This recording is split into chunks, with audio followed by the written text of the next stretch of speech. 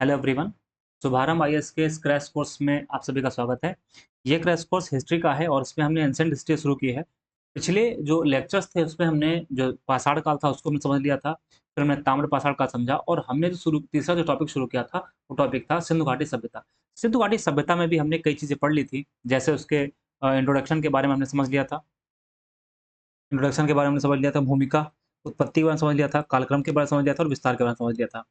फिर मैंने बताया था आपको महत्वपूर्ण स्थल और विशेषताओं के बारे में डिस्कशन करना था हमको, जिसमें हमने 2 महत्वपूर्ण स्थलों की बात की थी, जिसमें हमने एक तो हड़प्पा की बात की थी, दूसरी हमने जो बात की थी उसका नाम क्या था? मोहनजोदड़ो। आज हम बचे हुए जो महत्वपूर्ण स्थल हैं उनकी विशेषता करेंगे, विशेषताओं की बात करेंगे और उसके बाद हम एक साथ एक वीडियो में राजनीतिक, सामाजिक, सांस्कृतिक और आर्थिक गतिविधियों की बात करेंगे, वहाँ पर कैसी गतिविधियाँ होती थी और फिर उसके हम पतन की बात करेंगे। तो जो हमने लास्ट क्लास में पढ़ा था, उसमें कौन-सा था? उसमें एक मोहनजोदड़ो था और दूसरा कौन-सा था? हड़प्पा। 2 हमने डिस्कस कर लिया था। अब हम तीसरा जो इसका प्रमुख स्थल है, उसकी बात करते हैं। तीसरा जो प्रमुख स्थल है, उसका नाम है लोथल। देखिए, लोथल में जो क्वेश्चन आज तक पूछा गया है, वो यही पूछा गया है कि भाई लोथल किस लिए फेमस है? तो लोथल किस लिए फेमस है? लोथल जो है वो गोदीवाड़ा यानी कि बंदरगाह के जो साक्ष्य हैं, वो यहाँ से मिले हुए हैं। यहाँ से क्या है कि यहाँ से अ, बंदरगाह के साक्ष्य मिले हैं। अब इसको क्या है, इसका जो अन्य विशेषता है, विशेषता ये है, इसको लघु हड़प्पा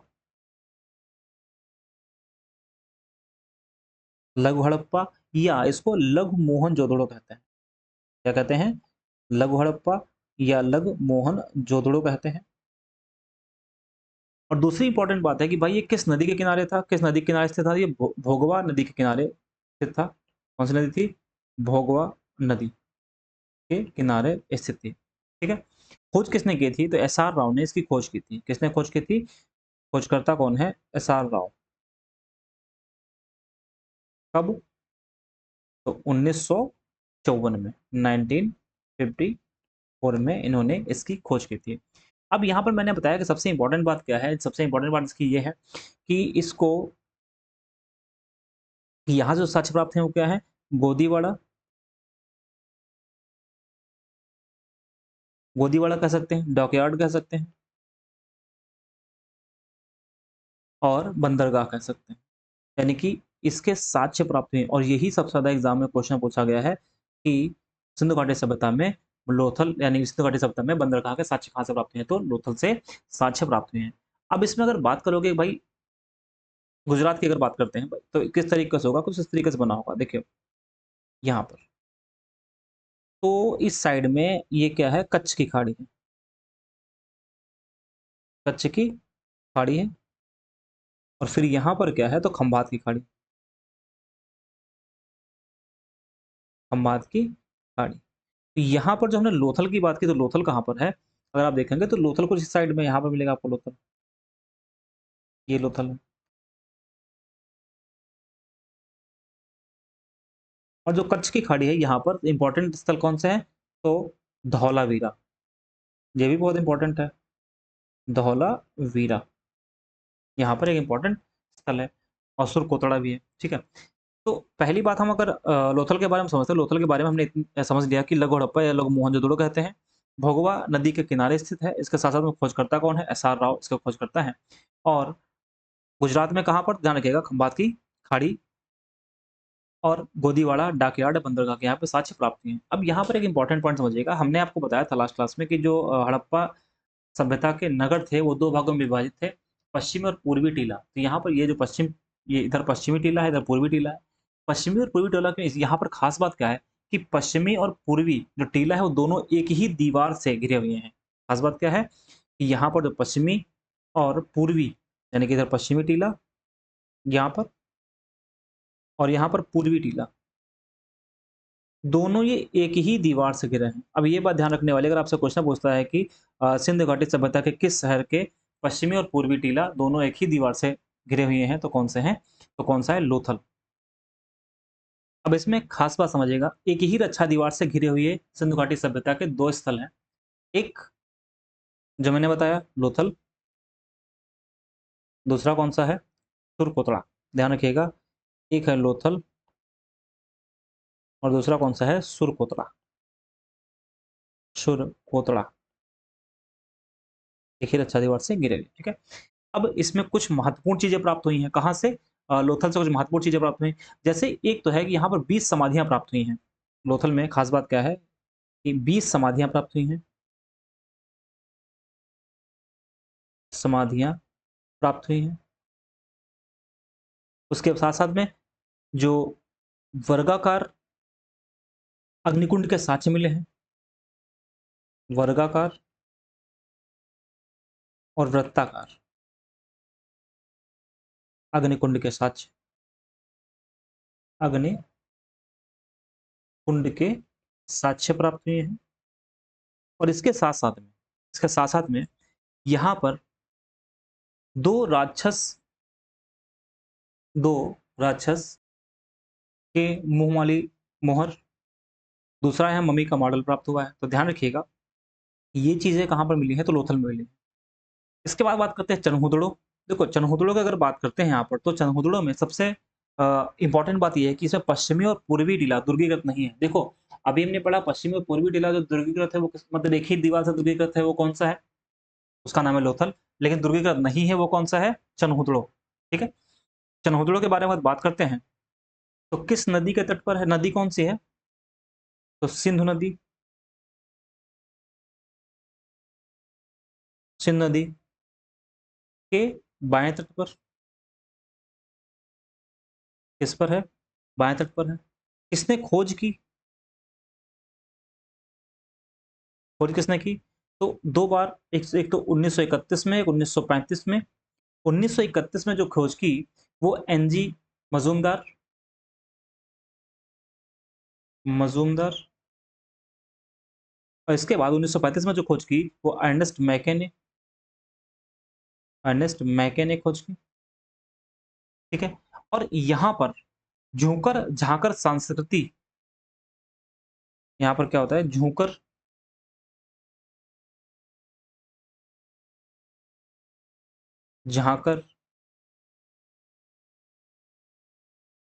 संस्कृति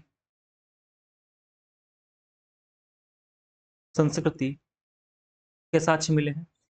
इसके बाद हमने बताया आपको जो पश्चिमी टीला और पूर्वी टीला, पश्चिमी टीला और पूर्वी टीला ध्रुवीकृत नहीं है। पश्चिमी टीला और पूर्वी टीला ध्रुवीकृत नहीं है। ये बात ध्यान रखिएगा, इंपॉर्टेंट चीज़ है, ध्रुवीकृत नहीं है। इसके बाद यहाँ से तीनों कालों के साक्ष्य प्राप्त हुए हैं। यहाँ से तीनों कालों के साक्ष्य प्राप्त हुए हैं। तीनों काल के साक्ष्य प्राप्त हुए हैं। साक्ष्य प्राप्त हुए। ठीक है? और चंद्रहुदड़ो में जो बहुत इंपॉर्टेंट चीज़, चंद्रहुदड़ो में क्या हुआ है? लिपस्टिक लिपस्टिक कंघा,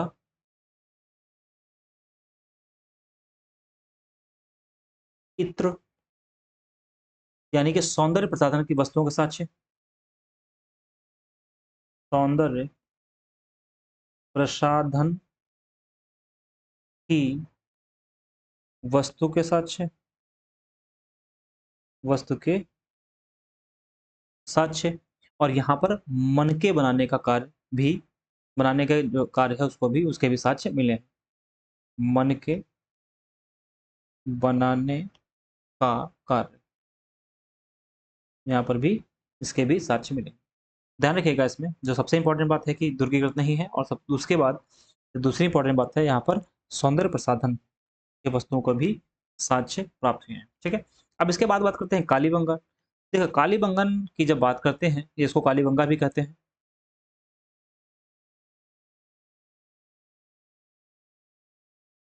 किस नदी के तट पर है? घग्गर नदी के तट पर। नदी कौन सी है? घग्गर।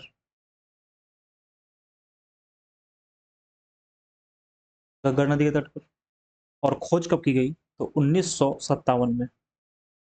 1957 में अमलानंद घोष ने की है पहली बार। अमलानंद घोष ने की है। और उसके बाद 1960 में बीके थापर ने की। बीके थापर ने की है। ठीक है? अब यहाँ पर अगर कालीबंगा की बात करते हैं, इसका जो अर्थ होता है वो क्या होता है? काले रंग की चूड़ियाँ। काले रंग की चूड़ियां, इसका अर्थ होता है। अच्छा, कालीबंगा है कहाँ पर? तो हमने शुरुआत में ही बताया था आपको, जब मैप पे हमने लोकेशन अ, बताना शुरू किया था कि कौन सा स्थल कहाँ पर है, तो कहाँ पर है ये? तो राजस्थान के गंगा नगर जिले में है, ठीक है? तो यहाँ पर इसको क्या बोलते हैं? काले रंग की चूड़ियाँ, इसका जो अर्थ है। इसमें से 2 बहुत इंपॉर्टेंट चीज़ें हैं। पहली बात इंपॉर्टेंट ये है कि यहाँ पर जुते हुए खेत के साक्ष्य मिले हैं। किसके साक्ष्य मिले हुए हैं? तो जुते हुए खेत के साक्ष्य, जुते हुए खेत के साक्ष्य। दूसरी चीज़ इंपॉर्टेंट बात क्या है? यहाँ पर जल अच्छा, आप अभी आगे पढ़ेंगे, जो जल निकासी के लिए मतलब कि यहाँ पर जो शहरीकरण शहर है, उसका जो नगर नियोजन है, वो बहुत उत्कृष्ट अ, स्तर का है। तो यहाँ पर खास बात क्या है, जल निकासी के लिए लकड़ी की नालियों का प्रयोग किया गया।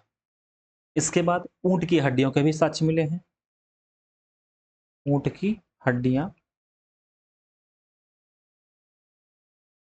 के साक्ष्य मिले हैं। और यहाँ पर सींग युक्त देवता, सींग युक्त देवता, और इसके साथ-साथ में एक मनुष्य, एक मनुष्य अपने साथ, अपने साथ बकरी ले जा रहा है। इसके साक्ष्य मिले हैं। बकरी ले के जा रहा है, इसके भी साक्ष्य मिले हैं। और एक लास्ट पॉइंट जो इम्पोर्टेंट है, शल्य चिकित्सा का साक्ष्य। शल्य चिकित्सा के साक्ष्य, ठीक है? तो एग्ज़ाम्पल में जो सबसे इम्पोर्टेंट है, याद रखने लायक, वो क्या है? काले रंग की चूड़ियाँ, यहाँ पर इसमें याद रखने वाला है। या तो आपसे हो सकता है जुते हुए खेत के साक्ष्य कहाँ प्राप्त हुए हैं? तो जुते हुए खेत के साक्ष्य कहाँ प्राप्त हुए हैं? कालीबंगा में प्राप्त हुए हैं, ठीक है? अब इसके बाद धौलावीरा की बात करते हैं, फिर इसके बाद छोटे-छोटे स्थल होंगे जहाँ पर बहुत ज़्यादा चीज़ें इन्फॉर्मेशन नहीं होगी। ये काफ़ी इंपॉर्टेंट है, जो एग्ज़ाम में जहाँ तक क्वेश्चन पूछते हैं, उसमें हमने आपको सारी बातें समझाने की कोशिश की है। इसके बाद धौलावीरा करते हैं, धौलावीरा की बात करते हैं। देखो, धौलावीरा की जब बात करते हैं, तो इसकी खोज किसने की? सबसे पहली बात, खोज किसने की? तो इसकी इसकी खोज जगपत जोशी ने की। जगपत जोशी ने की, और कब की खोज? 1967-68 में। 67-68 में की, ठीक। यहाँ पर 2-3 बातें समझने वाली हैं। हमने आपको पहले बताया था, कई बार मैंने बताया अभी, जब जितनी चीज़ें हमने पढ़ी उसमें बताया कि पूरा जो शहर है वो 2 भागों में विभाजित था, पश्चिमी टीला और पूर्वी टीला। लेकिन यहाँ पर खास बात क्या है? ये है कि ये जो धौलावीरा है, ये 3 भागों में विभक्त है। ध्यान रखिएगा इसको, 3 भागों में विभक्त। ये अलग से क्वेश्चन बन सकता है कि कौन-सा शहर है इंडस वैली सिविलाइजेशन का सिंधु घाटी सभ्यता का 3 भागों में विभक्त है? 3 भागों में विभक्त होने का मतलब क्या है? तो इस तरीके से,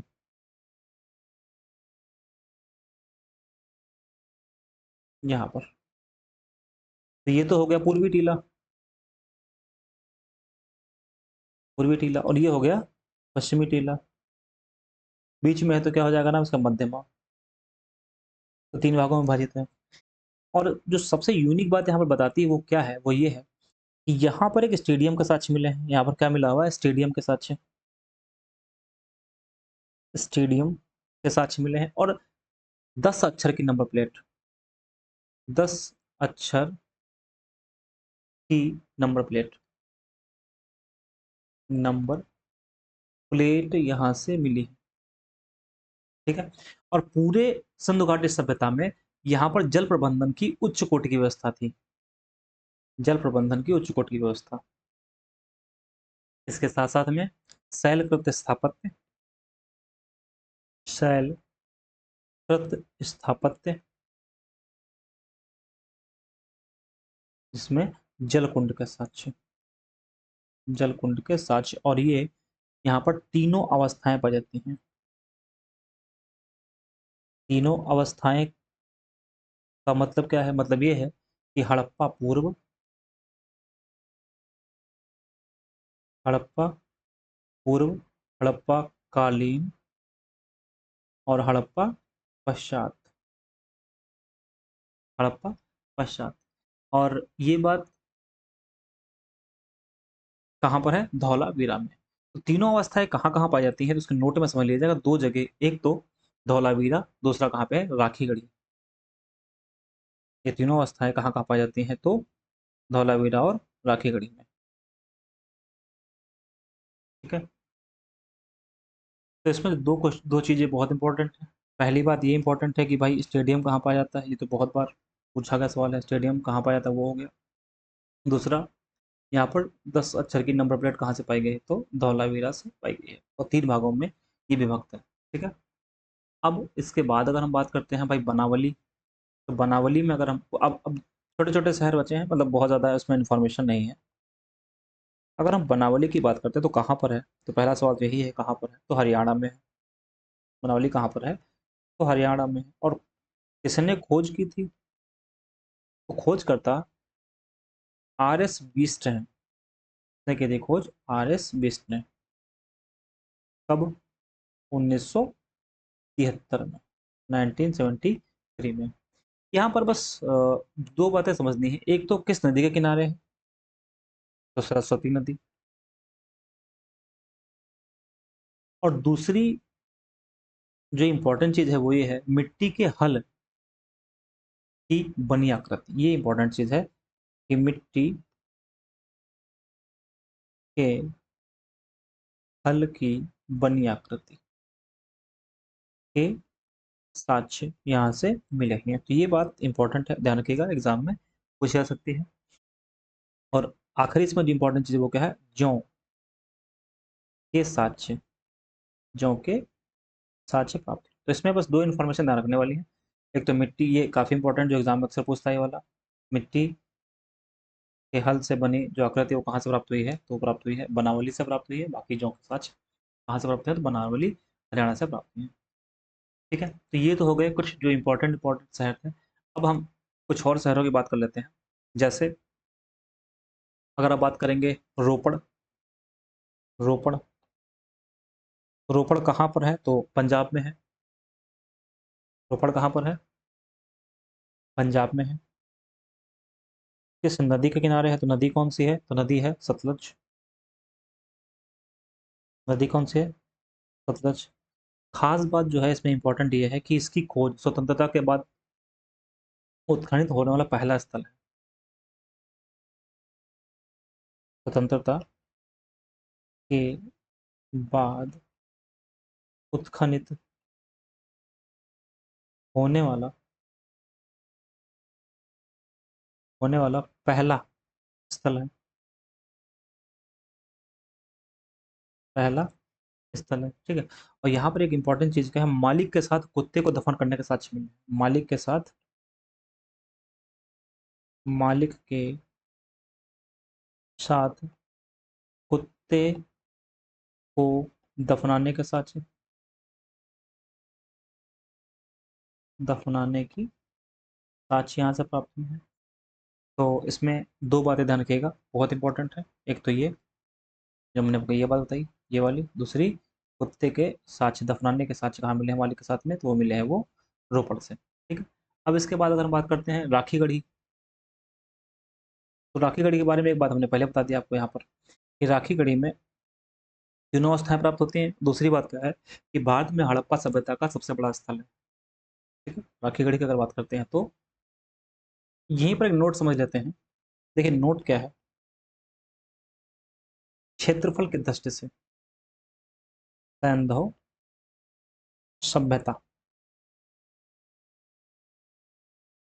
सैंधव सभ्यता के क्षेत्रफल की दृष्टि से, दृष्टि से, तो सबसे बड़ा जो स्थल है वो कौन सा है? गनेरी वाला। कौन सा है? गनेरी वाला। दूसरा है मोहनजोदड़ो।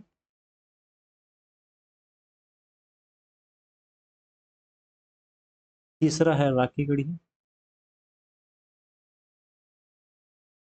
और चौथा है धौलावीरा। धौलावीरा, तो यहाँ पर ये दोनों तो पाकिस्तान में है,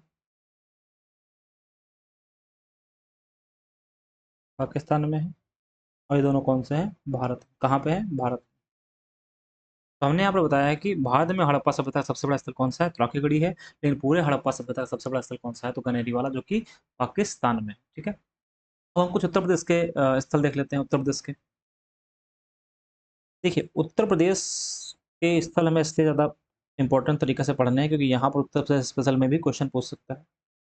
ठीक है, तो एक तो है बागपत, बागपत, एक है सहारनपुर,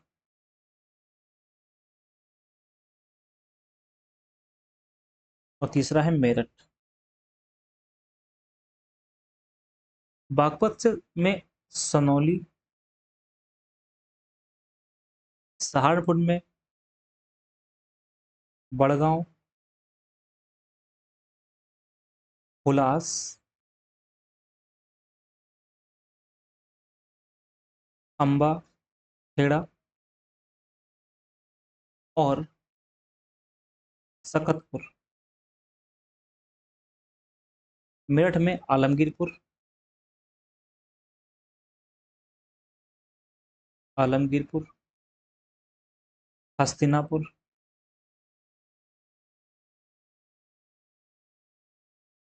और भगवानपुरा। ये तीन स्थल मेरठ में है। आलमगीरपुर के बारे में हमने पढ़ ही लिया है कि ये सबसे पूर्वी स्थल है हड़प्पा सभ्यता का और हिंडन नदी के तट पर है। ठीक है, तो यहाँ पर ये बात ध्यान रखिएगा, यूपी में पूछ सकता है कि कौन से हड़प्पा कालीन, हड़प्पा सभ्यता के स्थल है उत्तर प्रदेश में, तो ये ध्यान रखिएगा, बागपत में सनौली, सहारनपुर में बड़गांव, हुलास, अम्बाखेड़ा, सकतपुर, मेरठ में आलमगीरपुर, हस्तिनापुर, और भगवानपुरा यहाँ पर। ठीक है, गुजरात की बात हमने कर ही ली, बस गुजरात में एक इंपॉर्टेंट था जिसको बोलते हैं रंगपुर। रंगपुरा जो है, रंगपुर कहाँ पे है, ये गुजरात में है, भादर नदी के तट पर।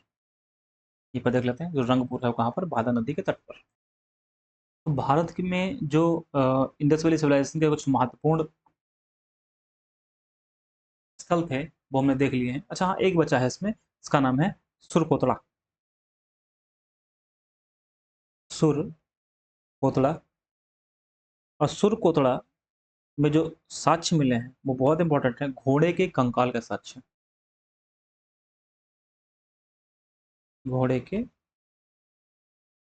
कंकाल के साक्ष्य यहाँ से प्राप्त हुए। ठीक है, तो हमने ये देख लिया है कि जो भारत में थे, अब कुछ पाकिस्तान के देख लेते हैं कि पाकिस्तान के हमने दो तो समझ ही लिए हैं, जिसमें एक हड़प्पा और मोहनजोदड़ो वो हमने समझ लिया यहाँ पर।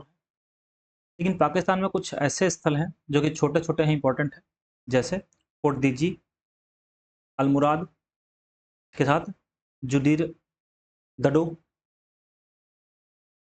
तो पाकिस्तान में जो दूसरे इंपॉर्टेंट मतलब छोटे शहर, इंपॉर्टेंट शहर कौन से हैं, नगर कौन से हैं, फोर्ट दिज्जी, पत्थर की तीर, अलमुराद।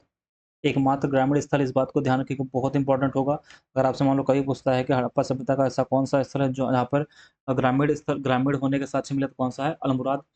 इसके साथ साथ में जूडी दडो स्टेडियम के साथ हैं, गनेरी वाला के बारे में मैंने बता ही दिया कि सिंधु घाटी सभ्यता का सबसे बड़ा स्थल है, और नौसारो कहाँ, जहाँ पर सिंदूर के साक्ष्य प्राप्त हुए हैं। तो इसमें हमने अभी तक ये बताया कि कौन-कौन से प्रमुख स्थल थे और उनमें क्या-क्या विशेषताएँ थीं। अब हम एक साथ ये देख लेते हैं कि कौन-सी नदी के किनारे कौन-सा स्थल स्थित है, क्योंकि ये भी क्वेश्चन कई बार पूछा गया है। एक बार स्थल का नाम दिया है और दूसरे साइड में क्या किया है, नदी का नाम दिया है और मैच करने के लिए दिया हुआ है। हड़प्पा, देखिए यहाँ पर हड़प्पा रावी नदी किनारे है, हड़प्पा रावी किनारे, मोहनजोदड़ो सिंधु नदी, उत्कांगेंडोर दास नदी, चनहोदड़ो सिंधु नदी, डाबरकोट जोहब घाटी, कोट दीजी, सिंधु, रोपड़, सतलज, राखीगढ़ी, घग्गर, बनावली, घग्गर। और धौलावीरा की बात करेंगे तो धौलावीरा आप देखेंगे तो मानसर और मानहार। इसके साथ साथ में देसलपुर किनारे नदी नहीं है, लोथल, भोगवा, रंगपुर, मादर, आलमगीरपुर, हिंडन, कालीबंगा, घग्गर, तैमाबाद, प्रवरा, मांडा, चिनाब, और सुतका कोह, सादिक। और तो ये ध्यान रखिएगा, ये एक बार स्क्रीनशॉट ले लीजिएगा इसमें, ताकि आपको रिवाइज करने में आराम रहे। यहाँ पर स्थल दिया हुआ है, कब उसकी उत्खनन किया गया वो दिया गया है, उसके उत्खननकर्ता कौन है, स्थल की स्थिति क्या है, मतलब किस देश में किस राज्य में है, और उसकी नदी किस नदी किनारे स्थित है। ये आपका रिवीजन के पॉइंट आउट से बहुत अच्छा रहेगा, यहाँ पर रिवीजन हो जाएगा।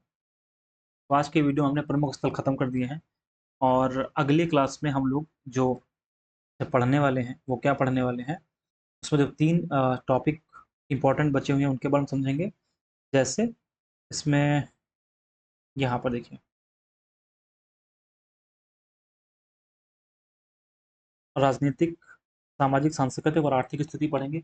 अगला वीडियो थोड़ा लंबा होगा, लगभग 1 घंटे के आसपास में वीडियो होगा, और हम कोशिश करेंगे इसमें कि सारी चीज़ें इंपॉर्टेंट चीज़ें आ जाएँ। तो तब तक इतना आप तैयार करिए और क्वेश्चन करते रहिए। हम इसको पढ़ने के बाद में फिर ये चैप्टर खत्म करने के बाद में हम दूसरा अगला टॉपिक शुरू करेंगे। तो वीडियो देखने के लिए बहुत बहुत धन्यवाद। मिलते हैं अगले वीडियो में। Thank you so much.